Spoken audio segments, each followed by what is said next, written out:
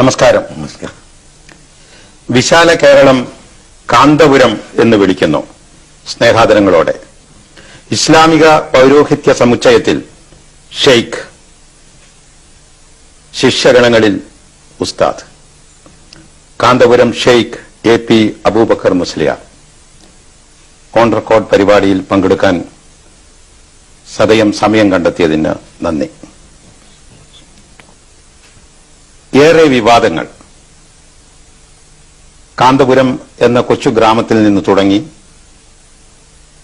അങ്ങ് സാൻ ഫ്രാൻസിസ്കോവിലേക്ക് വരെ പടർന്നേറിയ വിശാലമായ ഇസ്ലാമിക പ്രബോധന ദൌത്യം.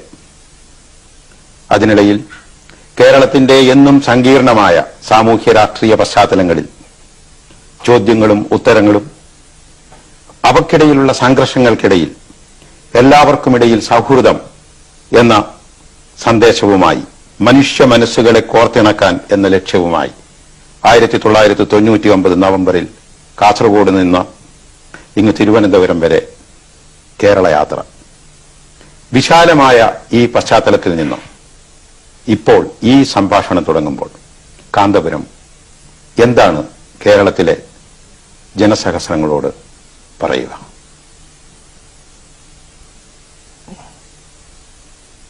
എനിക്ക് എന്നും ഒരേ വാക്ക് മാത്രമാണ് പറയാനുള്ളത്. ആദ്യമായി മനുഷ്യനായി ജീവിക്കണം. മതങ്ങളും ജാതിയും വിശ്വാസവുമെല്ലാം വ്യത്യസ്തമായിരിക്കാം. പക്ഷെ എല്ലാ മതങ്ങളും എല്ലാ വിശ്വാസക്കാരും മനുഷ്യരാണ് എന്നതുകൊണ്ട് മനുഷ്യനെ മനുഷ്യനായി കാണാൻ എല്ലാവർക്കും സാധിക്കണം. അതോടൊപ്പം മുസ്ലിം സമുദായം ഇസ്ലാമിക വിശ്വാസം കൃത്യമായി വിശ്വസിക്കുകയും അത് മുറുകെ പിടിക്കുകയും കർമ്മ പദ്ധതികൾ മാതൃകാപരമായ രീതിയിൽ മുമ്പോട്ട് കൊണ്ടുപോയി ലോകത്തിന് മുഴുക്കെ മാതൃകയായ ജീവിതം മുസ്ലിം സമുദായം മറ്റുള്ളവർക്ക് കാഴ്ചവെച്ച് എല്ലാ ജനങ്ങളെയും ആകർഷിപ്പിക്കുകയും എല്ലാവരെയും സന്തോഷത്തോടുകൂടി അടുപ്പിക്കുകയും ചെയ്യുന്ന ഒരു പ്രത്യേക ജീവിതം നയിക്കണമെന്നാണ് മുസ്ലിം സമുദായത്തോട് പ്രത്യേകിച്ച് പറയാനുള്ളത്. മുഴുവൻ ജനങ്ങളോടും ഞങ്ങൾ എപ്പോഴും പറയുന്നത്, നിങ്ങളുടെ ജാതിയോ നിങ്ങളുടെ മതമോ നിങ്ങളുടെ വിശ്വാസമോ മനുഷ്യർ തമ്മിലുള്ള സംഘട്ടനത്തിന് വഴി ആകരുത്.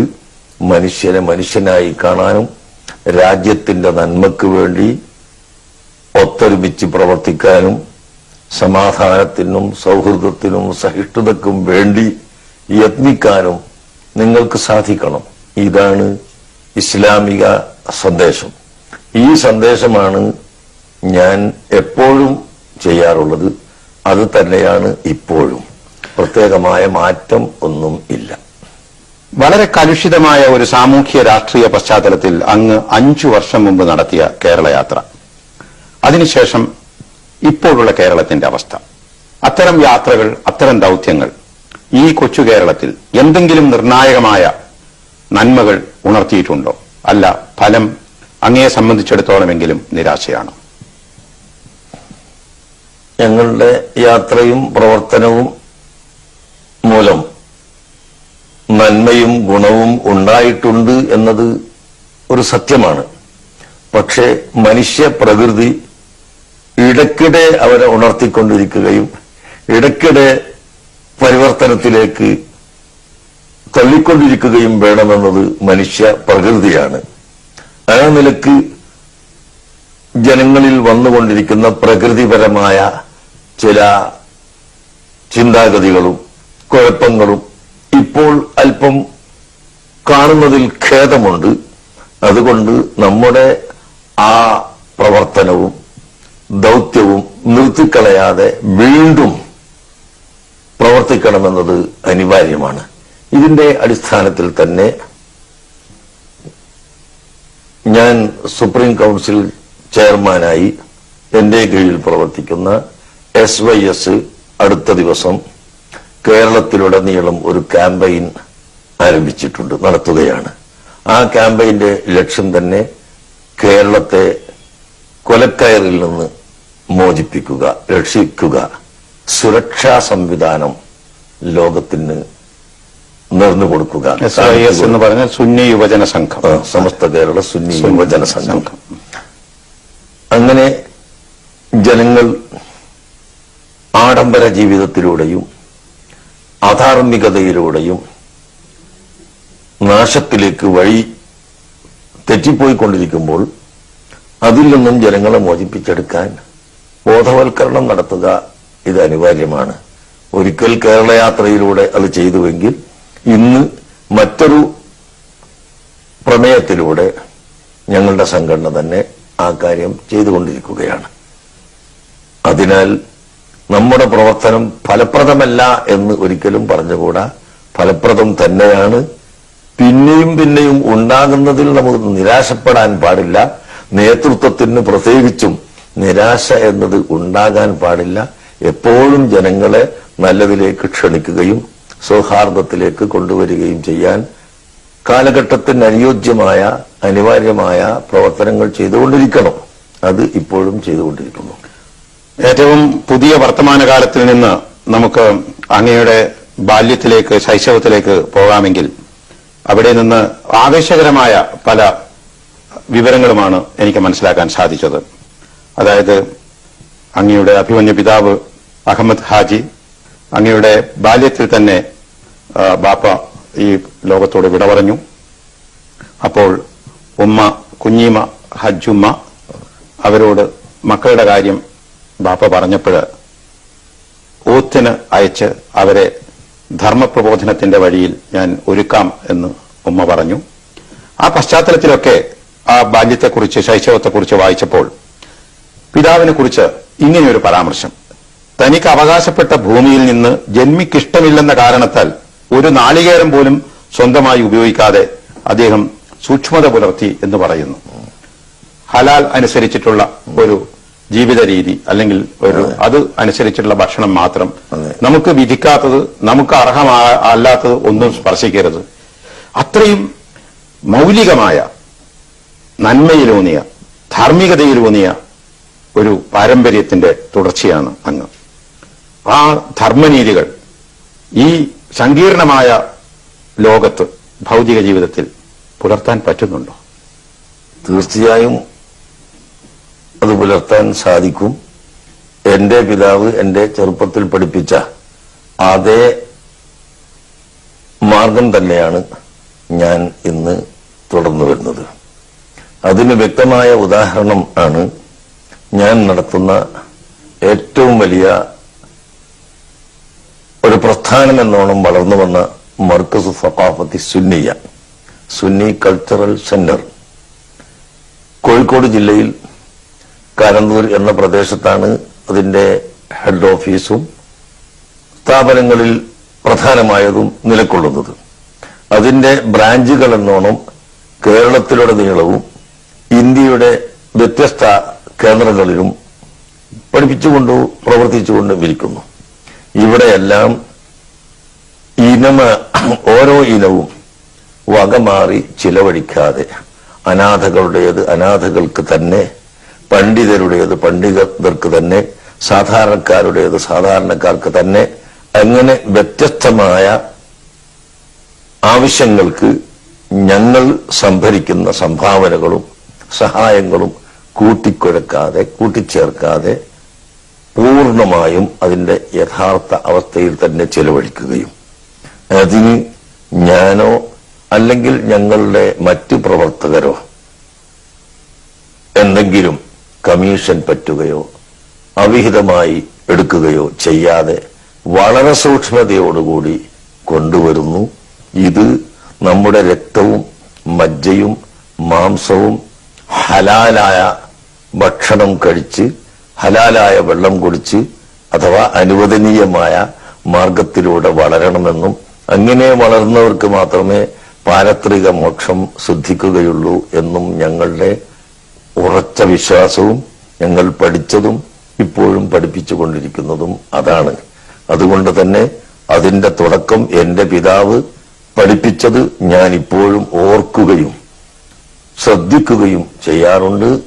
സൂക്ഷിക്കുന്ന ആളുകൾക്ക് എന്ത് കലങ്ങിമറഞ്ഞ അന്തരീക്ഷത്തിലും സൂക്ഷ്മത പാലിക്കാൻ കഴിയും എന്നാണ് എനിക്ക് പറയാനുള്ളത്.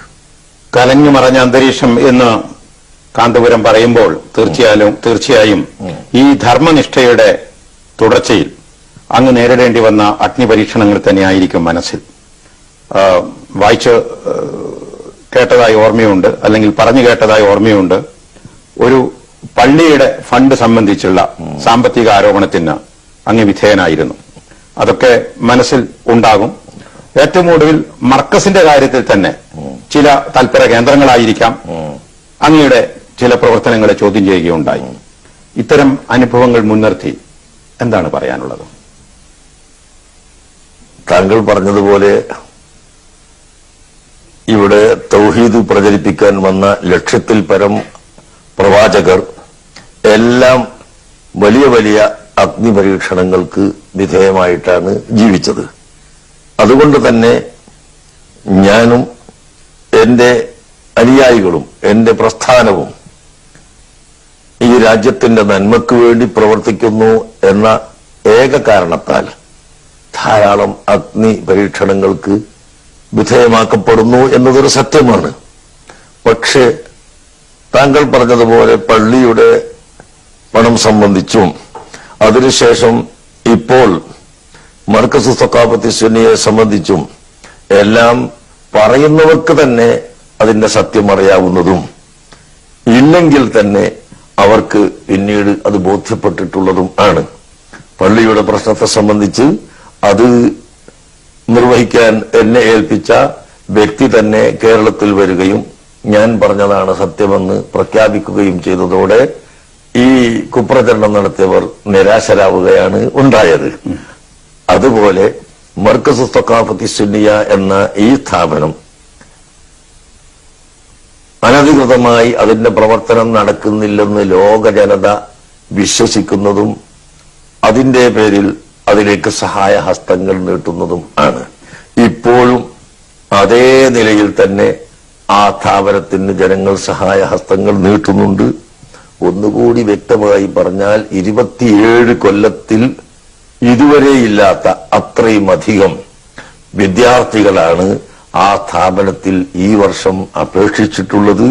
ഞങ്ങൾ സെലക്ഷൻ നടത്തി, അതിൽ പരീക്ഷ നടത്തി അവർക്ക് സെലക്ട് ചെയ്തിട്ടുള്ള വിദ്യാർത്ഥികളും എണ്ണം വളരെ അധികമാണ്. വർഷങ്ങൾക്ക് മുമ്പുള്ള കണക്കിൽ തന്നെ 15,000 വിദ്യാർത്ഥികൾ ഈ സ്ഥാപനത്തിന്റെ കീഴിൽ വിദ്യ അഭ്യസിക്കുന്നതായി കണ്ടിട്ടുണ്ട്. യഥാർത്ഥത്തില് പെട്ടെന്ന് കാന്തപുരത്തിന്റെ ഈ സാംസ്കാരിക കേന്ദ്രത്തിന്റെ ആഭിമുഖ്യത്തിൽ നടത്തുന്ന ഏതാണ്ട്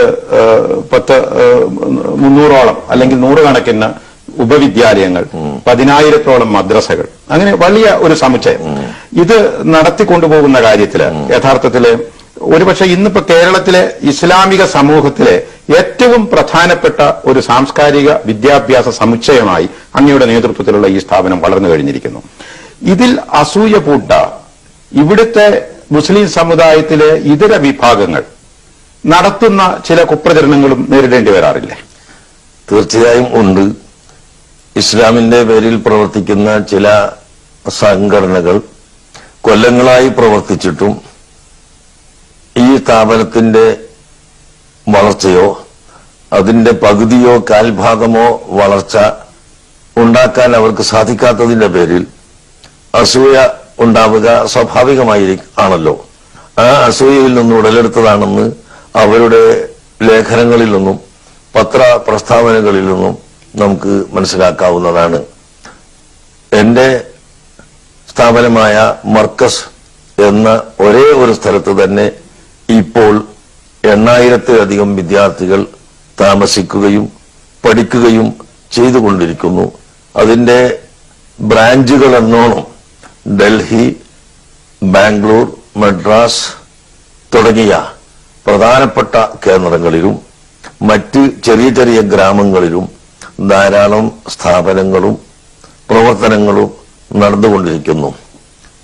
ഇന്ത്യയുടെ ഒരറ്റമായ ബംഗാളിൽ വരെ ഈ സ്ഥാപനത്തിന്റെ കീഴിൽ മദ്രസകളും മറ്റ് മത പ്രവർത്തനങ്ങളും നടന്നുകൊണ്ടിരിക്കുകയാണ്. ഇത് കാണുമ്പോൾ സ്വാഭാവികമായും അസൂയക്കാർ ഉണ്ടാകാമെന്നത് സംശയിക്കേണ്ടതില്ല. ഈ അസൂയയിൽ നിന്ന് ഉടലെടുത്തതാണ് താങ്കൾ ചോദിക്കുന്ന അല്ലെങ്കിൽ താങ്കളുടെ ചോദ്യത്തിൽ നിന്ന് ഊഹിക്കപ്പെടാവുന്ന ആരോപണങ്ങൾ എന്ന് വ്യക്തമായും ഞാൻ പറയാൻ ആഗ്രഹിക്കുന്നു. ഒരു 1.5 വർഷം മുമ്പ് മാതാ അമൃതാനന്ദമയുമായി ഇതുപോലുള്ള ഒരു അഭിമുഖ സംഭാഷണത്തിൽ ഞാൻ ഒരു ചോദ്യം ഉന്നയിച്ചു. എവിടെ നിന്നാണ് ഇത്രയും വലിയ സ്ഥാപനങ്ങളും പ്രസ്ഥാനങ്ങളും നടത്താനുള്ള പണം? നമ്മുടെ നാട്ടുകാർക്ക് ഏറ്റവും പ്രധാനപ്പെട്ട ആദ്യം ചോദിക്കാനുള്ള ഇതാണല്ലോ. അതുകൊണ്ട് ഇതിന്റെ ഈ സാമ്പത്തിക സംവിധാനത്തെ കുറിച്ച് എന്താണ് അങ്ങേക്ക് നാട്ടുകാരെ അറിയിക്കാനുള്ളത്? അവരെന്ത് മറുപടി പറഞ്ഞുകൊണ്ട് എനിക്കറിയില്ല. എന്റെ മറുപടി, ഞങ്ങൾ ചാരിറ്റി ബോക്സസ് എല്ലാ സ്ഥലങ്ങളിലും പാവപ്പെട്ടവരുടെയും കഴിവുള്ളവരുടെയും വീടുകളിലും അവരുടെ കച്ചവട സ്ഥലങ്ങളിലും പൊതുസ്ഥലങ്ങളിലെല്ലാം ഈ ധർമ്മ പട്ടികകൾ നിക്ഷേപിച്ചിട്ടുണ്ട്. ഓരോ മാസം പൂർത്തിയാകുമ്പോൾ റിസീവർമാർ പോവുകയും അതിൽ നിന്ന് കാശുകൾ കളക്ട് ചെയ്ത് കൊണ്ടുവരികയും ചെയ്യുന്നു. അത് ഇവിടെ മാത്രമല്ല, ഗൾഫ് നാടുകളിലും ഉണ്ട്, ഉത്തരേന്ത്യൻ നാടുകളിലും ഉണ്ട്. അങ്ങനെ ഇന്ത്യയുടെ വിവിധ ഭാഗങ്ങളിലും ഇന്ത്യക്ക് പുറത്തുമുള്ള ഇന്ത്യക്കാരായ പല ആളുകളുടെയും സ്ഥലങ്ങളിൽ വെച്ച ധർമ്മപ്പട്ടികളിൽ നിന്ന് കിട്ടുന്നതാണ് ഞങ്ങളുടെ വരുമാനത്തിൽ നിന്ന് വലിയ ഭാഗം. കൂടാതെ സ്വദേശത്തും വിദേശത്തുമുള്ള നല്ലവരായ ആളുകൾ നിയമവിധേയമായി ഞങ്ങൾക്ക് സംഭാവന നൽകാറുണ്ട്. വിദേശത്ത് നിന്ന് സംഭാവന സ്വീകരിക്കുന്നതിന് ഹോം മിനിസ്ട്രിയും അതുപോലെ റിസർവ് ബാങ്കും എല്ലാം അംഗീകരിച്ചു തന്ന, ഇന്ത്യ ഗവൺമെന്റ് അംഗീകരിച്ച ശരിയായ അക്കൗണ്ടിലൂടെ ഞങ്ങൾ കാശ് വരുത്താറുണ്ട്. അങ്ങനെ വിദേശത്തു നിന്നും സ്വദേശത്തു നിന്നുമുള്ള പൊതുജനങ്ങളുടെ സംഭാവനകളാണ്, വിശിഷ്യ പാവപ്പെട്ടവരുടെ സംഭാവനകളാണ് കൂടുതൽ ഞങ്ങൾക്ക് ഉള്ളത്. അതുകൊണ്ടാണ് ഞങ്ങൾ ഈ സ്ഥാപനം നടത്തിക്കൊണ്ടുപോകുന്നത്. എന്തൊക്കെ തർക്ക വിതർക്കങ്ങൾ ഇന്നത്തെ പശ്ചാത്തലത്തിൽ ഉണ്ടെങ്കിലും ഈ ഇൻഫർമേഷൻ ടെക്നോളജി, വിവര സാങ്കേതിക വിദ്യ ഉൾപ്പെടെയുള്ള ഏറ്റവും പുതിയ ശാസ്ത്ര വിദ്യാഭ്യാസത്തിൽ ഇതര സംസ്ഥാനങ്ങളെ അപേക്ഷിച്ച് മുന്നോട്ടാണെന്നാണ് നമ്മളിപ്പോൾ ആശ്വസിക്കുന്നത്. യഥാർത്ഥത്തിൽ അങ്ങനെയല്ല, നമ്മേക്കാളും മുമ്പോട്ട് വരുന്ന കർണാടകം പോലെയുള്ള സംസ്ഥാനങ്ങളുണ്ട്. എന്നിരുന്നാലും ഇപ്പോൾ വിദ്യാഭ്യാസത്തിൽ കുറെയൊക്കെ പിന്നാക്കം നിന്ന എന്ന രീതിയിൽ വിശേഷിപ്പിക്കപ്പെട്ട മലപ്പുറം ജില്ലയിൽ ഇപ്പോൾ IT സ്ഥാപനങ്ങൾ, അതൊരു പക്ഷേ IT തലത്തിൽ ഒരു ജില്ല എന്ന നിലയിൽ മറ്റു ജില്ലകൾക്കെല്ലാം ഉപരിയായിട്ട് മലപ്പുറം ജില്ലയിൽ ചില സമഗ്രമായ IT വിദ്യാഭ്യാസ ശൃംഖലകൾ ഉണ്ടായി. അങ്ങയുടെ സ്ഥാപനം പോലും ഇപ്പോൾ ഏറ്റവും പുതിയ IT വിദ്യാഭ്യാസ സൗകര്യങ്ങൾക്ക് വേണ്ടി ആസൂത്രണങ്ങൾ നടപ്പിലാക്കിക്കൊണ്ടിരിക്കുകയാണെന്ന് അറിഞ്ഞു. ആ പശ്ചാത്തലത്തിലാണ് ചോദിക്കുന്നത്, യഥാർത്ഥത്തിൽ ഈ സാങ്കേതിക വിദ്യാഭ്യാസം അല്ലെങ്കിൽ ഭൗതികമായിട്ടുള്ള മുന്നേറ്റത്തിനു വേണ്ടിയുള്ള വിദ്യാഭ്യാസ സ്ഥാപനങ്ങളുടെ വളർച്ചയും വികാസവും ഇസ്ലാമികമായ ആത്മീയതയുടെ ഭദ്രതയുടെ മേൽ എന്തെങ്കിലും ആഘാതങ്ങൾ ഉണ്ടാക്കുന്നുണ്ടോ? ഭൗതികമായ അനുവദനീയമായ ഏത് വിദ്യയും അനിവാര്യമാണെന്നാണ് ഇസ്ലാം പഠിപ്പിച്ചിട്ടുള്ളത്. ഇവിടെ ഗോളശാസ്ത്രം, തത്വശാസ്ത്രം തുടങ്ങിയ വിദ്യകൾ പഠിപ്പിച്ച പ്രവാചകരും പണ്ഡിതന്മാരും ഉണ്ടായിട്ടുണ്ട്. അതുകൊണ്ട് തന്നെ ഈ ടെക്നിക്കൽ വിദ്യാഭ്യാസമോ അതുപോലുള്ള ഏത് ഭൗതിക വിദ്യാഭ്യാസമോ വളർന്നു വരുന്നതിന് ഒരിക്കലും ഇസ്ലാം എതിരല്ല. പക്ഷേ ധാർമ്മിക വിദ്യ അതോടൊപ്പം നൽകാതെ വിദ്യാർത്ഥികളെ കയറൂരി നാം വിട്ടാൽ ഇവരുടെ വിദ്യാഭ്യാസം കൊണ്ട് സമുദായത്തിനും നാടിനും അവർക്ക് തന്നെയും വിപത്തായിരിക്കുമെന്നാണ് പറയാനുള്ളത്. അതുകൊണ്ട് എപ്പോഴും ധാർമ്മിക ബോധത്തിലും ധാർമ്മിക ചിന്തയിലും വിദ്യാർത്ഥികളെ വളർത്തിയെടുക്കണം. അത് മുസ്ലിം സമുദായമല്ലാത്തവർക്കും ധാർമ്മിക ബോധം ഉണ്ടാക്കി കൊടുക്കണം. ഞങ്ങളുടെ സ്ഥാപനങ്ങളിൽ മുസ്ലിംകളും അല്ലാത്തവരും പഠിക്കുന്നുണ്ട്. ITC, ആർട്സ് കോളേജ് തുടങ്ങിയ സ്ഥാപനങ്ങളിൽ മലയാളം മീഡിയം, ഇംഗ്ലീഷ് മീഡിയം സ്കൂളുകൾ ഇതെല്ലാം ഞങ്ങൾ ധാരാളം നടത്തുന്നുണ്ട്. ഈ നടത്തുന്നതിലെല്ലാം എല്ലാ വിഭാഗത്തിൽപ്പെട്ടവരും ഉണ്ട്. അവർക്ക് ഞങ്ങൾ പ്രത്യേകമായി മോറൽ ക്ലാസുകൾ നടത്തുകയും ധാർമ്മിക ബോധം അവർ ഉണ്ടാക്കി കൊടുക്കുകയും ചെയ്യുന്നു. ഇസ്ലാമിക വിശ്വാസവും ഇസ്ലാമിക വിജ്ഞാനവും മുസ്ലിംകൾക്ക് മാത്രമായും നൽകുന്നു. അങ്ങനെ ധാർമ്മിക ബോധം ഇല്ലാത്ത ഒരു വിദ്യ ഇവിടെ ഉണ്ടെങ്കിൽ അത് ആപത്താണ്. ഇന്ന് നാം തീവ്രവാദികളെന്നും ഭീകരവാദികളെന്നും അല്ലെങ്കിൽ നക്സലൈറ്റുകളെന്നും ഒക്കെ പറയുന്ന ചിലർ രാജ്യത്തുണ്ടാക്കി തീർക്കുന്ന കുഴപ്പങ്ങൾ അവർക്ക് വിദ്യാഭ്യാസമില്ലാത്തത് കൊണ്ടല്ല. ഒറ്റയടിക്ക് വിദ്യാഭ്യാസമില്ലാത്തവരാണ് ഈ ചെയ്തതെന്ന് പറയാൻ എനിക്ക് സാധ്യമല്ല. വിദ്യാഭ്യാസം അവർക്കുണ്ട്. പക്ഷേ അവരുടെ ധാർമ്മികതയിൽ ഊന്നിക്കൊണ്ടല്ലാത്തത് കൊണ്ട് അവരുടെ വിദ്യ രാജ്യത്തിന്റെ നാശമായി വരുന്നു. ഇവിടെ ഒരു ചോദ്യം ശ്രീ കാന്തപുരം, അതായത് ഇവിടെ മുസ്ലിം ലീഗ് ഏതൊരു മുന്നണിയിൽപ്പെട്ട് ഭരണത്തിലായാലും നമ്മുടെ ഈ സമീപകാലത്തെ ഒരു 1-2 ദശാബ്ദങ്ങളിലെ അനുഭവം, മുസ്ലിം ലീഗാണ് വിദ്യാഭ്യാസ വകുപ്പ് കൈകാര്യം ചെയ്യുന്നത്. അതിനെന്തെങ്കിലും പ്രത്യേക കാരണങ്ങളുണ്ടോ? അതുകൊണ്ട് എന്തെങ്കിലും പ്രത്യേക ഗുണങ്ങൾ കണ്ടിട്ടുണ്ടോ? എന്താണ് അങ്ങയുടെ നിരീക്ഷണം? മുസ്ലിം ലീഗ് ഇവിടെ കേരളത്തിൽ മന്ത്രിസഭയിൽ വരുമ്പോൾ എപ്പോഴും ഒരു 2ാം സ്ഥാനം അവർക്കാണ് MLA-മാരുടെ എണ്ണം കൊണ്ട് ഉണ്ടാകുന്നത്. വകുപ്പുകളിൽ ഏറ്റവും ഉന്നതമായ ആഭ്യന്തരം തുടങ്ങിയവ മുഖ്യമന്ത്രി ഏറ്റെടുത്തു കഴിഞ്ഞാൽ, അല്ലെങ്കിൽ അതുപോലുള്ള ആളുകൾ ഏറ്റെടുത്തു കഴിഞ്ഞാൽ, പിന്നീട് പ്രധാനപ്പെട്ട വകുപ്പുകൾ കൊടുക്കാൻ ഈ ഭൂരിപക്ഷത്തിന്റെ അടിസ്ഥാനത്തിൽ മുസ്ലിംകൾക്ക്, മുസ്ലിം ലീഗിന് അർഹതയുള്ളത് കൊണ്ടായിരിക്കാം അവർക്ക് കൊടുക്കുന്നത്. പക്ഷേ അവർ പലപ്പോഴും ഈ സ്ഥാനം ദുരുപയോഗപ്പെടുത്തുകയും നിഷ്പക്ഷത അതിൽ കാണിക്കാതെ ഇരിക്കുകയും ചെയ്തതുകൊണ്ടാണ് ഇന്ന് അഭിപ്രായ വ്യത്യാസങ്ങളും കുഴപ്പങ്ങളും അവർക്കിടയിൽ വർദ്ധിച്ചിട്ടുള്ളത്. അതിന് മറ്റൊരാൾ വന്ന് അവരും നീതി ചെയ്തിട്ടില്ലെങ്കിൽ അവർക്കെതിരെയും അതുണ്ടാകും. നീതിയാണ് നമുക്ക് ആവശ്യം. ഏത് സമുദായം വിദ്യാഭ്യാസ വകുപ്പ് കൈകാര്യം ചെയ്താലും പ്രത്യേക സമുദായത്തിന് മാത്രം ഉയർച്ച നൽകാതെ കേരള രാജ്യത്തിന് പൊതുവായ വീക്ഷണത്തിലൂടെ വിദ്യാഭ്യാസം ഉണ്ടാകാൻ മന്ത്രിസഭ പ്രവർത്തിക്കണം. അത് പ്രവർത്തിച്ചാൽ എപ്പോഴും നാട്ടിൽ നേട്ടമുണ്ടാകും. ഇപ്പോൾ വിദ്യാഭ്യാസത്തിന്റെ ധാർമ്മിക അടിസ്ഥാനത്തെക്കുറിച്ച് കാന്തപുരം ഇപ്പോൾ ഇവിടെ അടിവരയിട്ട് പറഞ്ഞു. മുസ്ലിം ലീഗിന്റെ നേതാക്കന്മാർ വിദ്യാഭ്യാസ മന്ത്രിമാരായിരിക്കുന്ന കാലയളവുകളിൽ, ഈ കാലം ഉൾപ്പെടെ, വിദ്യാഭ്യാസ രംഗത്തെ മുന്നേറ്റത്തിന് എന്തൊക്കെയാണ് ചെയ്യേണ്ടത്? ഒരുപക്ഷെ കാന്തപുരത്തെ പോലെ വളരെ വിശാലമായ ഒരു വിദ്യാഭ്യാസ സാംസ്കാരിക സ്ഥാപന സമുച്ചയത്തിന് നേതൃത്വം കൊടുക്കുന്ന വ്യക്തികളോടെങ്കിലും അവർ അന്വേഷിക്കാറുണ്ടോ, കൂടിയാലോചിക്കാറുണ്ടോ?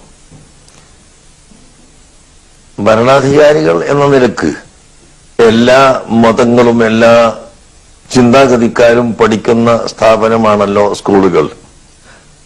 അതിനാൽ അവിടെ ഒരളവോളം മാത്രമേ ധാർമ്മിക വിദ്യാഭ്യാസം നടപ്പിൽ വരുത്താൻ ഗവൺമെന്റിന് കഴിയുകയുള്ളൂ. ഏത് ഗവൺമെന്റ് ആയിരുന്നാലും അത്രമാത്രമേ കഴിയുകയുള്ളൂ. അതുകൊണ്ട് ആ വിദ്യാഭ്യാസ സമയമല്ലാത്ത മറ്റു സമയങ്ങളിൽ വിദ്യാർത്ഥികളെ ധാർമ്മിക വിദ്യാഭ്യാസത്തിലേക്ക് കൊണ്ടുവരികയും സത്യസന്ധത അവർക്ക് പഠിപ്പിക്കുകയും ചെയ്യാൻ മതപണ്ഡിതന്മാരാണ് കൂടുതൽ യോജിക്കേണ്ടതും കൂടുതൽ പ്രവർത്തിക്കേണ്ടതും. അത് ഒരളവോളം ഞങ്ങൾ ചെയ്തു വരാറുണ്ട്. എങ്കിലും ഈ താങ്കൾ പറഞ്ഞതുപോലെ ഈ ഭരണാധികാരികൾ പണ്ഡിതന്മാരോടുള്ള കൂടിയാലോചനയും അവരുമായുള്ള ചർച്ചയും ചെയ്തിട്ടുണ്ടെങ്കിൽ ഇന്നുള്ളതിനേക്കാൾ കൂടുതൽ വിദ്യാഭ്യാസം ഭദ്രത വരുത്താൻ കഴിയുമെന്നും കലാലയങ്ങളിലെ രാഷ്ട്രീയവും കലാലയ കുഴപ്പങ്ങളും ഇല്ലാതെയാക്കാൻ സാധിക്കുകയും ചെയ്യുമെന്നാണ് എന്റെ അഭിപ്രായം. ഇത് സംബന്ധിച്ച ചോദ്യങ്ങളുടെ കൂട്ടത്തിൽ മറ്റൊരു അന്വേഷണം കൂടി, ഒരുപക്ഷെ വളരെ സാങ്കേതികമായ അല്ലെങ്കിൽ സാധാരണ മാധ്യമ ശൈലിയിലുള്ള ഒരു ചോദ്യമായിരിക്കാം ഇത്, എങ്കിൽ ക്ഷമിക്കുക. അതായത് ഇപ്പോഴേ അങ്ങ് സൂചിപ്പിച്ചതുപോലെ ഏത് മുന്നണിയിലായാലും മുസ്ലിം ലീഗിന് രണ്ടാമത്തെ പ്രധാന കക്ഷി എന്ന MLA ബലം ഉള്ളതുകൊണ്ടുള്ള ചില കാര്യങ്ങൾ പറഞ്ഞു. യഥാർത്ഥത്തിൽ കേരളത്തിലെ മുസ്ലിം സമൂഹത്തിന്റെ അഭ്യുദയത്തിനും ഉന്നമനത്തിനും, പ്രത്യേകിച്ചും പൊതുവായ സമൂഹത്തിന്റെ ഉന്നമനത്തിനും മുസ്ലിം ലീഗ് എന്നുള്ള രാഷ്ട്രീയ കക്ഷിയുടെ സ്ഥാപനവും അതിന്റെ വളർച്ചയും നിലനിൽപ്പും എത്രത്തോളം പ്രയോജനപ്പെട്ടിട്ടുണ്ട്? അങ്ങയുടെ നിരീക്ഷണം എന്താണ്?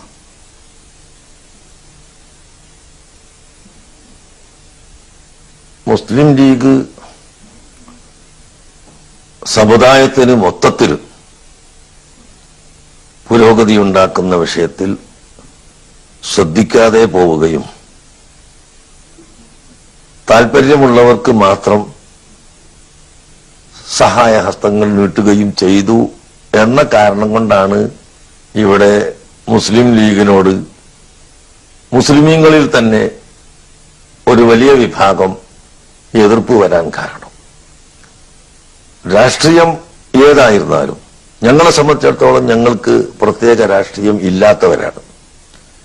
ആര് ഭരിച്ചാലും നീതി പുലർത്തണം, ഈ രാജ്യത്തിന്റെ നന്മയ്ക്ക് വേണ്ടി പ്രവർത്തിക്കണം എന്ന നിർദ്ദേശവുമായി ഞങ്ങൾ അവരെ മുമ്പിൽ ചെല്ലും. ഞങ്ങൾക്ക് സ്ഥാപനങ്ങളോ ഞങ്ങൾക്ക് വല്ല പദ്ധതികളോ ഉണ്ടെങ്കിൽ അവരെ മുമ്പിൽ വെക്കും. ഇതല്ലാതെ രാഷ്ട്രീയമായി ഞങ്ങൾക്ക് ഒരു പ്രത്യേക താല്പര്യവും ഇല്ല. എങ്കിൽ പോലും മുസ്ലിം ലീഗിനെ മാത്രം തുണക്കുന്നില്ല എന്ന കാരണം കൊണ്ട് കേരളത്തിലെ വലിയ ഭൂരിപക്ഷം ജനങ്ങളെയും അവർ വെറുപ്പിച്ചിട്ടുണ്ട് എന്നതിന്റെ പേരിലാണ് അവരുമായി പിണക്കം വരാനുള്ള ചില കാരണങ്ങൾ. എന്നല്ലാതെ ഇവിടെ ഏതെങ്കിലും ഒരു കക്ഷി ആയതുകൊണ്ട് മറ്റുള്ളവർ വെറുക്കുന്നു എന്നതല്ല. ആകയാൽ എല്ലാ രാഷ്ട്രീയ കക്ഷികളും ഞാൻ ആദ്യം പറഞ്ഞതുപോലെ മനുഷ്യനെ മനുഷ്യനായി കാണുകയും മാനുഷിക വളർച്ചയ്ക്ക് ആവശ്യമായത് ചെയ്തു കൊടുക്കുകയും കൂട്ടത്തിൽ സമുദായത്തിനും സമുദായത്തിലെ വിദ്യാർത്ഥികൾക്കും വളർച്ചയ്ക്കും ഉയർച്ചയ്ക്കും ആവശ്യമായ എല്ലാ സഹായങ്ങളും രാഷ്ട്രീയത്തിന് അതീതമായി കക്ഷിത്വത്തിന് അതീതമായി ചെയ്തു കൊടുത്താൽ ഇവിടെ കൂടുതൽ വിദ്യ അഭ്യസിക്കാൻ കഴിയും, സമാധാനമുണ്ടാകും, സമരങ്ങൾ കുറയും, തൊഴിലുകൾ വർദ്ധിക്കും, ജനങ്ങൾക്ക് ഐശ്വര്യവും ഉണ്ടാക്കാൻ കഴിയും. ലോകം അംഗീകരിച്ച ഒരു ഭരണ സംവിധാനമാണല്ലോ ജനാധിപത്യം. ആ ജനാധിപത്യത്തിൽ രാഷ്ട്രീയ പ്രസ്ഥാനങ്ങൾക്ക് വളരെ നിർണായകമായ പ്രസക്തിയുണ്ട്. പക്ഷേ ഈ രാഷ്ട്രീയ പ്രസ്ഥാനങ്ങളുടെ നായകന്മാർക്ക് മാത്രമേ ജനജീവിതത്തിന്റെ പ്രശ്നങ്ങളിൽ അവസാനത്തെ വാക്ക് പറയാനുള്ള അധികാരമോ അർഹതയോ ഉള്ളൂ എന്നുള്ള ഒരു ധാരണ ഇപ്പോഴും നിലനിൽക്കുന്നത് പോലെ, ഉദാഹരണത്തിന് കാന്തപുരത്തെ പോലെ പ്രബുദ്ധമായ ഒരു ചിന്താ സരണിയുടെ ഉടമസ്ഥൻ, അല്ലെങ്കിൽ ചരിത്രബോധത്തോടുകൂടി വർത്തമാനകാല പ്രശ്നങ്ങളെ സമീപിക്കാൻ സമ്യക്കായ ഒരു ബോധത്തിന്റെ ഉടമ, ഇങ്ങനെയുള്ള പുരോഹിത നായകന്മാർ മിക്കവാറും എല്ലാ സമുദായങ്ങളിലും മതങ്ങളിലുമുണ്ട്. പക്ഷെ ഇവരുമായി കൂടി കാഴ്ചകൾ നടത്താതെയോ സംഭാഷണങ്ങൾ നടത്താതെയോ അവരൊക്കെ യാഥാസ്ഥികന്മാർ എന്നുള്ള നിലയിൽ കരുതുകയും എന്നാൽ തങ്ങളുടെ മാർഗമാണ് ശരി എന്നുള്ള രീതിയിൽ പ്രവർത്തിക്കുന്ന രാഷ്ട്രീയ നേതാക്കന്മാർ, അത് ഒരു പ്രശ്നമായിട്ട് തോന്നിയതുകൊണ്ടാണ് അങ്ങയുടെ അഭിപ്രായം ഈ കാര്യത്തിൽ ഞാൻ ചികഞ്ഞ് നോക്കിയത്. വീണ്ടും ക്ഷമിക്കുക. തികച്ചും താങ്കൾ പറഞ്ഞത് അതെ ശരിയാണ്. അതുകൊണ്ട് തന്നെയാണ് ഞാൻ പറഞ്ഞത് മത പണ്ഡിതന്മാരും മറ്റ് ആത്മീയ രംഗത്ത് പ്രവർത്തിക്കുന്നവരും ഏത് മതത്തിൽപ്പെട്ട നേതാക്കളും ഉണ്ടെങ്കിൽ അവരും ആയി ഒരു കൂടിയാലോചനയും നമ്മുടെ രാജ്യത്തിന് ഏതാണ് നല്ല രീതിയെന്ന് ആലോചിക്കുകയും ചെയ്യുന്നത് രാഷ്ട്രീയത്തിന്റെ വളർച്ചയ്ക്കു കൂടി നല്ലതാണ്, രാജ്യത്തിന്റെ നന്മക്കും നല്ലതാണ്. ഈ മന്ത്രിയായി വരുന്ന ആളെല്ലാം നേരത്തെ ട്രെയിനിങ് ചെയ്ത് പൂർണ്ണമായ ആളല്ല, പുതുതായി കയറി വരികയാണ്. അദ്ദേഹത്തിന്റെ വിജ്ഞാനം വളർത്താനും വികസിപ്പിക്കാനും ഒക്കെ ഇത് ഉപകാരമാണ്. അത് ഒരു സംവിധാനം അതിനുണ്ടാകണം എന്ന് തന്നെയാണ് എന്റെയും അഭിപ്രായം. യഥാർത്ഥത്തിൽ SYSന്റെയോ അല്ലെങ്കിൽ സമസ്തയുടെ മറ്റ് പ്രസ്ഥാന ഘടകങ്ങളുടെയോ സമ്മേളനങ്ങൾ കേരളത്തിലെ ഏറ്റവും വലിയ മനുഷ്യ കൂട്ടായ്മകളായി തീരാറുണ്ട്. ദശലക്ഷക്കണക്കിന് ആളുകൾ.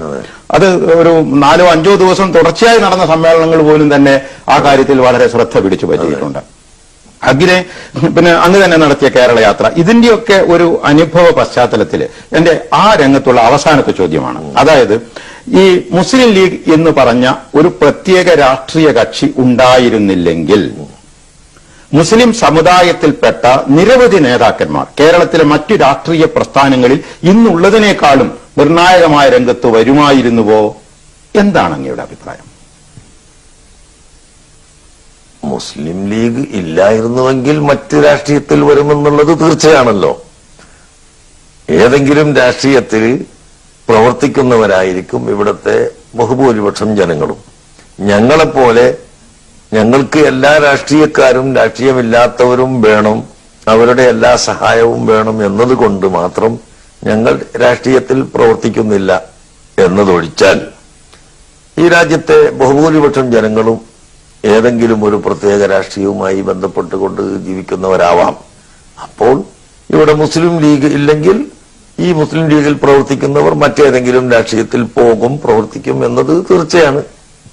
ആര് പ്രവർത്തിച്ചാലും അവര് രാജ്യത്തിന്റെ നന്മ പൊതുവായി കാണണം, എങ്കിൽ മാത്രമേ സമാധാനം ഉണ്ടാവാൻ സാധിക്കുകയുള്ളൂ. ഇതാണ് ഞങ്ങൾക്ക് പറയാനുള്ളത്.